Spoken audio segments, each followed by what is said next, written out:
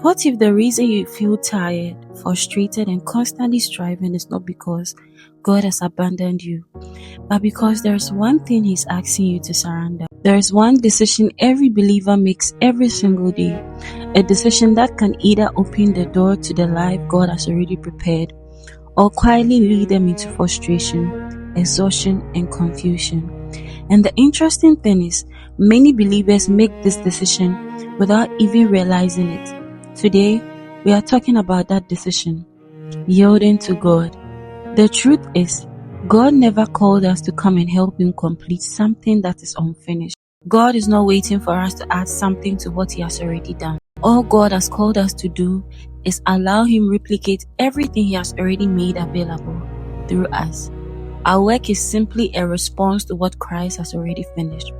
It has never been about what we could do to obtain salvation. We simply believed and we were established in the faith. And if we believed God for salvation, then we must also believe Him for our sanctification, because sanctification always comes back to His way and not our way. One thing we have to recognize is that many of our struggles, anxieties, and uncertainties often reveal areas where we have not fully yielded to God. Because if Jesus saved us, then we must also allow Him to live through us. Galatians 2:20 says, I am crucified with Christ, nevertheless I live, yet not I, but Christ liveth in me. And the life which I now live in the flesh, I live by the faith of the Son of God, who loved me and gave Himself for me. Paul was revealing a mystery, that the Christian life was never designed to be lived by human strength alone. The life we now live is Christ living through us. Let me take you back to the beginning. In the Garden of Eden, Adam was never afraid when he was walking in fellowship with God. There was no fear, there was no shame, and there was no confusion. But the moment Adam stepped away from God's instruction, something changed. Fear entered. And when you study the story carefully, you realize that the root of the problem was not simply the fruit he ate. The deeper issue was an unyielded heart. God had given an instruction, but Adam chose his own way instead of yielding to God's wisdom. And from that moment, humanity experienced the consequences of a life disconnected from God's order. But before we continue, I want to remind you of something.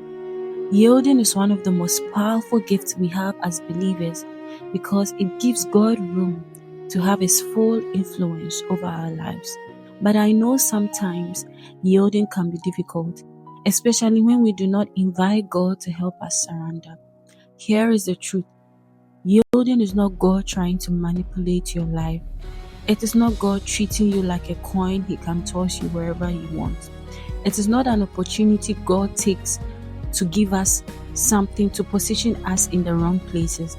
Rather, it's an opportunity where we respond to God's initiative, His provision, and His grace.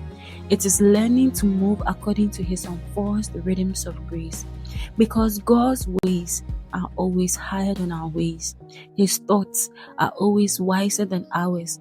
But the moment we try to swim against His current, we become tired, frustrated, and eventually we come to the end of ourselves. God does not want you to go through unnecessary struggles just to discover that you needed Him. He is inviting you to yield now, because the earlier you yield, the more you position yourself to walk in the life He has already prepared. The moment you became born again, you did not only receive Jesus as Savior, you received Him as Lord. And Lord means that your life is now directed by His instructions, not simply your own opinions or desires. Going back to Eden, what happened was that through one man's disobedience, death began to reign. If you read Romans 5:14-17, it gives us a clear picture of what Christ's death came to do for us. The beautiful truth is this: through Jesus, we have been brought under the rulership of life. Because of Christ, we now reign in life, and that is where the power of yielding begins. But if yielding is the key to experiencing God's life, why do so many believers struggle to surrender? And what does true yieldedness actually look like? That is what we will uncover in part 2. Stay tuned for the next upload. If you haven't followed our channel, do follow. God bless you for coming this far.